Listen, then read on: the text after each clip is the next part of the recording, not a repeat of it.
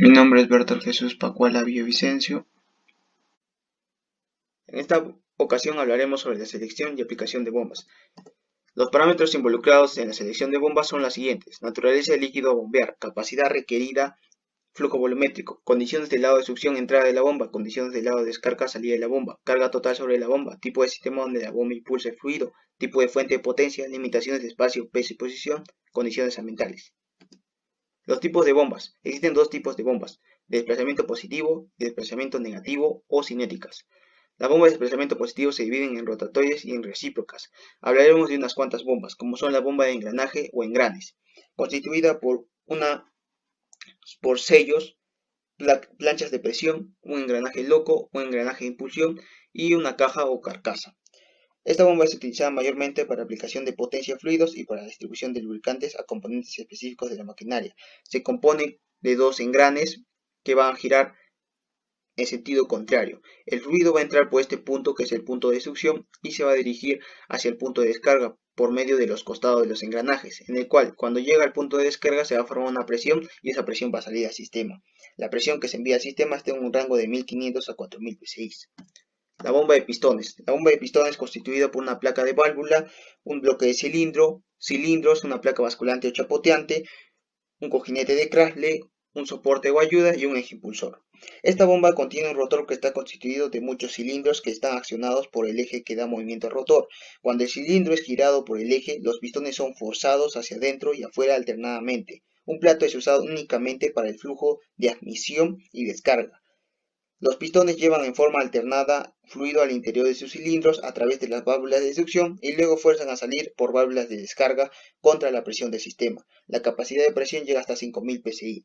La bomba de aspas. La bomba de aspas, que también se utiliza para potencia de fluidos, esta bomba contiene un rotor excéntrico que contiene un conjunto de aspas deslizantes que se desplazan dentro de la carcasa y un anillo de levas que controla la posición radial de estas aspas o paletas. El fluido va a entrar por el punto de succión, que es el lado izquierdo de la bomba, y se va a topar con dos paletas o aspas que le van a llevar hacia el punto de descarga.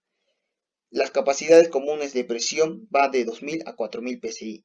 La bomba de tornillo. La bomba de tornillo, el punto número 2 es el estator, su parte principal. El punto número 9 es el rotor y el punto número 13 es un eje impulsor. Cuando el rotor se ensambla en el interior del estator, se va a formar una serie de cavidades selladas en el interior de la bomba. Cada una de estas cavidades tiene el mismo tamaño y el mismo perfil. Cuando la bomba esté en funcionamiento, el rotor va a girar alrededor de su propio eje y las cavidades se van a mover en espiral de un extremo de la bomba al otro, transportando el fluido desde el punto de succión hacia el punto de descarga. La bomba de tornillo operan a 3000 psi. La bomba de cavidad progresiva se utiliza sobre todo para enviar fluidos a procesos más que en aplicaciones hidráulicas. Al accionarse la bomba, el movimiento entre el rotor y el estator crea cavidades progresivas donde se va a desplazar el fluido. Este tipo de bomba se caracteriza por operar a bajas velocidades. La capacidad de presión alcanza a 900 psi. La bomba de lóbulos. La bomba de lóbulos, también conocida como bomba de levas. Esta opera de forma similar a los de engranajes. Los dos rotores que giran en sentido contrario tienen dos o tres o más lóbulos que coinciden uno con otro y se ajustan muy bien en su contenedor. El fluido se va a mover alrededor de la cavidad formada entre los lóbulos contiguos. La bomba de pistón para transferencia de fluidos. En principio son similares a la bomba de pistón, tienen una capacidad de flujo mayor y operan a presiones bajas. Además, por lo general operan por medio de un impulsor tipo cigüeñal en lugar de una placa chapoteante o basculante que se habló anteriormente. La bomba de diafragma. La bomba de diafragma contiene una barra reciprocante que mueve un diafragma flexible dentro de una cavidad que hace que se descargue el fluido conforme se mueva a la izquierda o lo empuja cuando se va hacia la derecha, en forma alternada. Una ventaja de este tipo de bombas es que solo el diafragma entra en contacto con el fluido, por lo cual se elimina la contaminación provocada por elementos de operación. Por último, hablaremos de las bombas peristálticas. Estas bombas son únicas en cuanto a que el fluido se va a capturar por completo dentro de un tubo flexible a través del ciclo de bombeo. El tubo se va a dirigir entre un conjunto de rodillos y giratorios y una carcasa fija. Los rodillos exprimen el tubo y atrapan un volumen dado entre los rodillos adyacentes. El diseño también elimina la posibilidad de que el producto se contamine. Soy Ismael Franco Lima y en esta parte del video se va a explicar las bombas cinéticas los tipos de bombas cinéticas, los datos de rendimiento de bombas centrífugas, las leyes de afinidad para bombas centrífugas y los datos de los fabricantes para bombas centrífugas. Primero, ¿qué es una bomba cinética? Son las que se encargan de agregar energía al fluido cuando se acelera con la rotación de un impulsor. El fluido se lleva al centro del impulsor y después es lanzado hacia afuera por las aspas. Al salir del impulsor, el fluido pasa por una voluta en forma de espiral donde baja en forma gradual y ocasiona que parte de la energía cinética se convierta en presión de fluido. El primer tipo, las bombas centrífugas pequeñas. La mayoría de bombas centrífugas son de un tamaño grande, pero estas bombas son utilizadas para lo que son lavadoras y otros aparatos, mientras las bombas centrífugas más grandes son utilizadas en aplicaciones industriales y comerciales. Bombas de autoarranque. Es esencial que existan condiciones adecuadas en el puerto de succión de una bomba cuando éste arranque, con el objetivo de garantizar que el fluido llegue al impulsor y se establezca un flujo estable del líquido. El término arranque describe este proceso. El método predilecto para arrancar una bomba consiste en colocar la fuente del fluido arriba de la línea central del impulsor y dejar por efecto de la gravedad lleno el puerto de succión. Bombas verticales de turbina.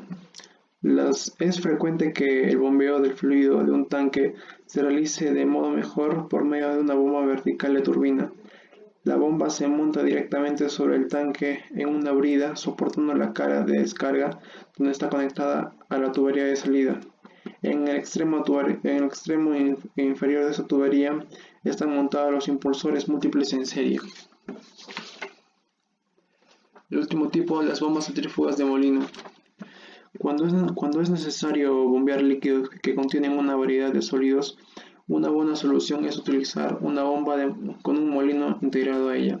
El molino se halla adjunto al eje impulsor en la entrada de la bomba, de modo que reduce el tamaño de los sólidos antes de que pasen al impulsor y vayan al tubo de descarga para su disposición final.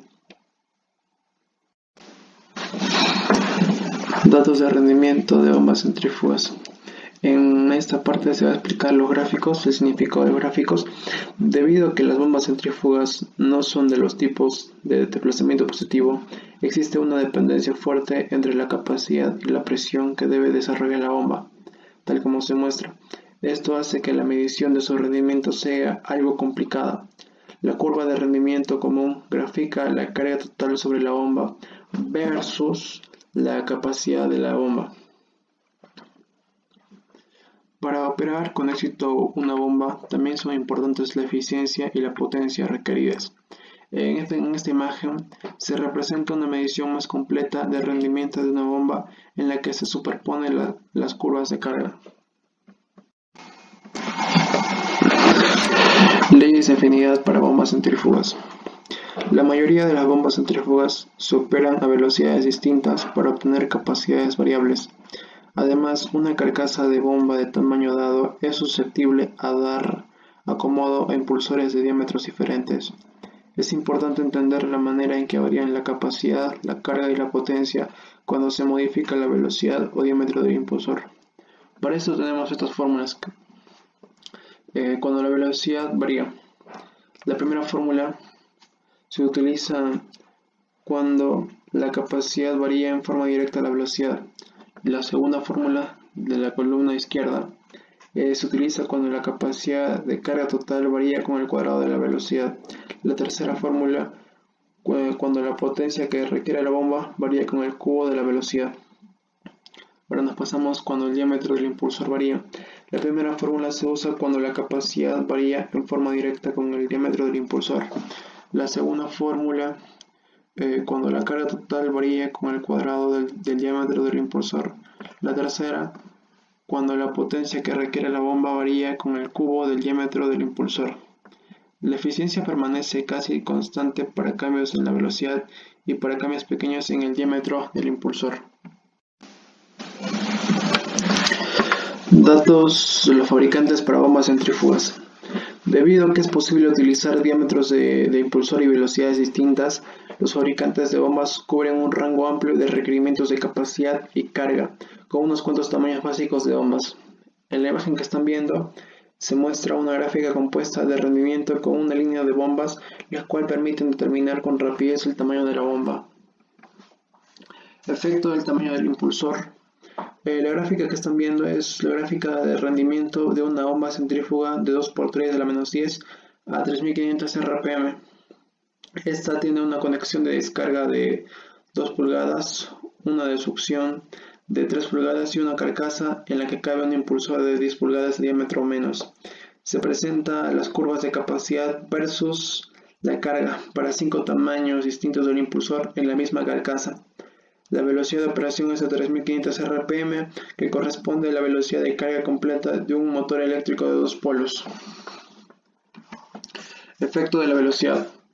Se muestra el rendimiento de la misma bomba, pero esta vez cuando opera a 1750 RPM en lugar de 3500. Si se comparan las cargas máximas totales para cada tamaño del impulsor según la ley de afinidad, es decir, se duplica la capacidad de carga total con un factor de por 4 y se duplica la velocidad. Mi nombre es Joel Andrés Flores Venegas y les voy a hablar acerca de la carga de succión neta positiva. Es una parte importante del proceso de selección de la bomba. Es garantizar que la condición del fluido que entra a la bomba sea la apropiada para mantener un flujo completo de líquido. Podemos encontrar la cavitación, que es cuando la presión de succión que entra a la bomba es demasiado baja. Se forman burbujas en el fluido como si estuviera hirviendo. La presión de vapor, la propiedad del fluido que determina las condiciones en que se forman burbujas de vapor en un fluido, es la presión de vapor, que es común reportar como presión absoluta en kilopascales PSI. NPSH. Los fabricantes de bombas prueban cada diseño para determinar el nivel de la presión de succión que se requiere, con el fin de evitar cavitación, y reportan los resultados como carga de succión positiva neta requerida de la bomba en cada condición de capacidad de operación y carga total sobre la bomba. Cálculo de la NPSH. El valor de la NPSH depende de la presión del fluido que se bombea, las pérdidas de energía en el tubo de succión, la ubicación de almacenamiento del fluido y la presión que se aplica a este se expresa mediante la siguiente fórmula. Efecto de la velocidad de la bomba sobre la NPSH. Los datos en los catálogos de bombas sobre la NPSH son para agua y aplican solo a velocidad de operación que se menciona. Si la bomba opera a velocidad diferente, la NPSH que se requiere a la velocidad nueva se calcula a partir de la siguiente fórmula, donde los subíndices 1 y 2 se refieren a los datos de catálogo y las condiciones de la velocidad nueva de operación respectivamente. A la velocidad de la bomba en RPM se le denota como N. Detalles de la línea de succión. La línea de succión se refiere a todas las partes del sistema de flujo, desde la fuente del fluido a la entrada de la bomba. Se debe tener cuidado al diseñar líneas de succión para garantizar una carga de succión neta positiva adecuada. Así como se puede observar en la siguiente imagen. Detalles de la línea de descarga.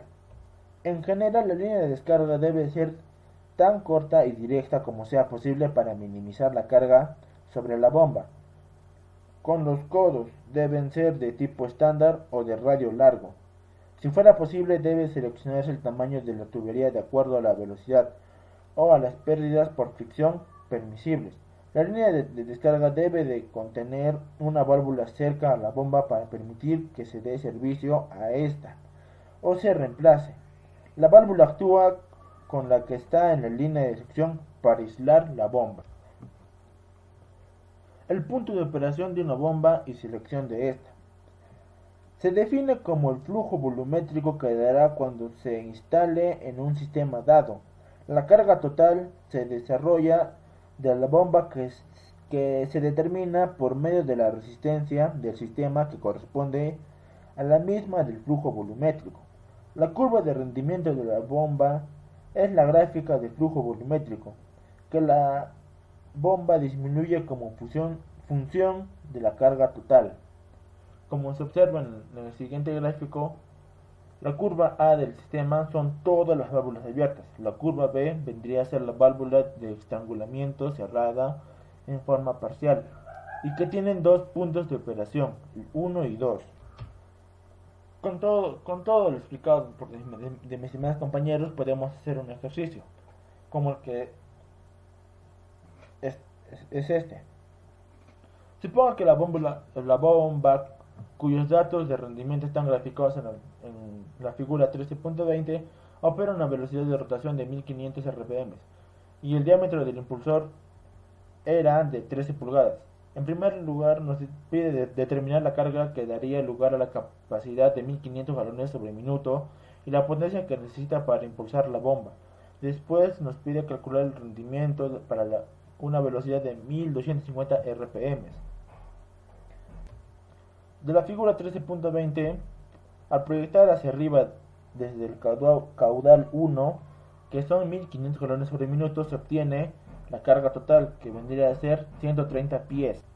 Nuestra potencia requerida vendría a ser 50 HP. Datos del fabricante de bombas centrífugas.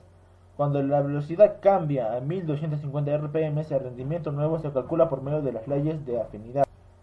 Capacidad, que vendría a ser nuestra Q sub 2 igual a Q sub 1 sobre N sub por N sub 2 sobre N sub 1, que vendría a ser igual a 1500 por 1250 sobre 1750, que vendría a ser igual a 1071 galones sobre minuto.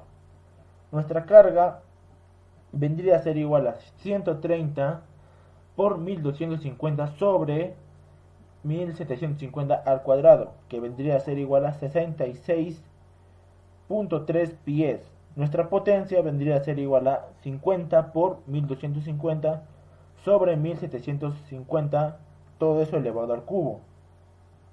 Vendría a ser igual a 18.2 HP. Estas fórmulas ya se explicaron, lo explicó mi compañero Lima. Acá en el siguiente gráfico podemos obtener los datos del fabricante de bombas centrífugas. Debido a que es posible utilizar diámetros de impulsor y velocidades distintas, los fabricantes de bombas cubren un rango amplio de requerimientos de capacidad y carga con unos cuantos tamaños básicos de bombas. Esta es una gráfica compuesta de rendimiento para una línea de bombas centrífugas. Esta gráfica nos permite determinar con rapidez el tamaño de la bomba. Después, para cada tamaño se prepara gráficas más completas del rendimiento, como se muestra a continuación. Efecto del tamaño de impulsor. En esta gráfica se muestra cómo varía el rendimiento de una bomba dada conforme cambia el tamaño de impulsor. La bomba centrífuga de 2x3-10 tiene una conexión de descarga de 2 pulgadas, otra succión de 3 pulgadas y una carcasa en la que cabe un impulsor de 10 pulgadas de diámetro o menos. Efecto de la velocidad. En esta figura se muestra el rendimiento de la misma bomba que les dije antes, que era de 2x3-10 cuando operaba a 1750 rpm, que vendría a ser la velocidad de un motor estándar de 4 polos, en lugar de 3500. Se muestra cada rendimiento de una bomba centrífuga, como ya les dije, de 2x3-10. A continuación, mi compañero Castro Berrospi Alexander continuará con la exposición.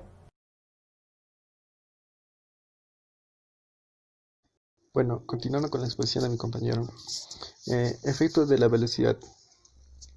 En la figura 13.23 se muestra el rendimiento de la misma bomba de 2x3-10 Cuando opera a 1750 RPM, que es la velocidad de un motor estándar de 4 polos en lugar de 3500, como se muestra en figura. Continuamos con la exposición, es la potencia requerida. La figura 13.24 es la misma que la 13.22, solo que se agregó, continuamos, solo que se agregó las curvas que se muestran en la potencia que se requiere para impulsar la bomba, como por ejemplo la bomba con un impulsor de 8 pulgadas enviaría 215 galones por minuto contra una carga total de 250 pies de fluido. En estas condiciones necesitaría 23 HP. La misma bomba enviaría 280 galones por minuto a 200 pies y consumiría 26 HP como se muestra en la figura. Continuamos con la eficiencia, que se muestra en la figura 13.25 como podemos observar. Es la misma que la 13.22, solo que se agregó las curvas de eficiencia constante. La eficiencia máxima para esta bomba es del 57% aproximadamente, por supuesto. Es deseable operar una bomba cerca de su punto óptimo de eficiencia, como se puede observar en la figura. Continuamos. Carga de succión neta positiva que se requiere. Un factor importante por considerar en la aplicación de una bomba es la carga de succión neta positiva que se requiere, NPS. Se relaciona con la presión en la entrada de la bomba. Para este análisis, basta con decir que es deseable una NPS baja para la bomba de la figura 13.26, como podemos observar. El rango es acerca de 4.5 pies de fluido a capacidades bajas a más de 12 pies de fluido a capacidades altas, como se puede observar. Gráfica de rendimiento compuesto.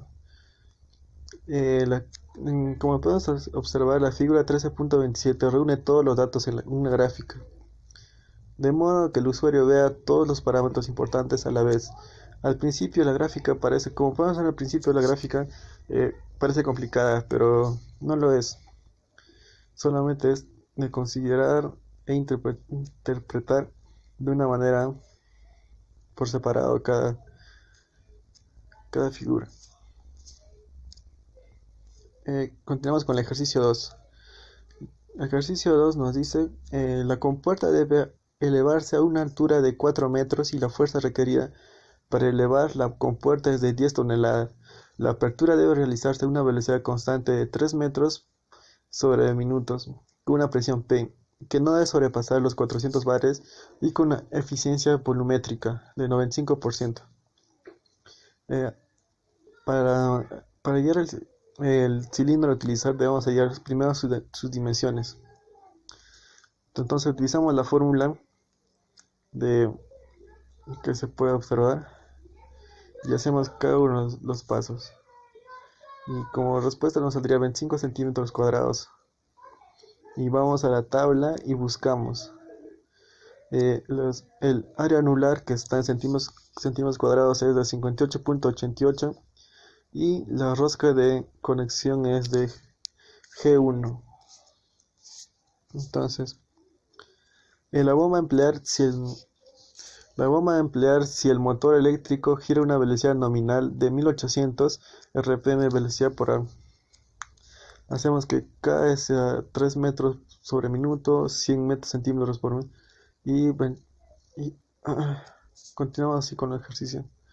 Y una vez allá todo cada paso, vamos a la tabla y buscamos 0.40, que es entre paréntesis 6.61. Continuamos y buscamos comprobar la velocidad del ascenso y cierre de la prensa. Hacemos cada paso que se ve con la fórmula y como respuesta nos saldría 11.333.1 centímetros cuadrados. Para hallar la velocidad de apertura utilizamos la fórmula y como respuesta nos saldría 3 metros sobre minutos. Velocidad de cierre. Utilizamos la misma fórmula que la velocidad de apertura, solo que esta vez, que es igual en sí, como una vez lo hallamos en centímetros por minuto pero luego convertimos a metros sobre centímetros. Y la respuesta nos sale 2,25 metros sobre minuto. Y eso sería todo. Ya, las observaciones. Que debe analizarse la presión de la entrada de la bomba con el fin de asegurar la operación adecuada. Se mencionó, continuamos. Las conclusiones. Se mencionó los parámetros relacionados a la selección de bombas, se mencionó los tipos de información que deben especificarse para una bomba dada, se mencionó las clasificaciones básicas de las bombas, se mencionó los tipos de bombas rotatorias de desplazamiento, se mencionó los tipos de bombas cinéticas, se describió la relación del punto de operación de una bomba con la curva de resistencia del sistema. Y eso sería todo. Gracias.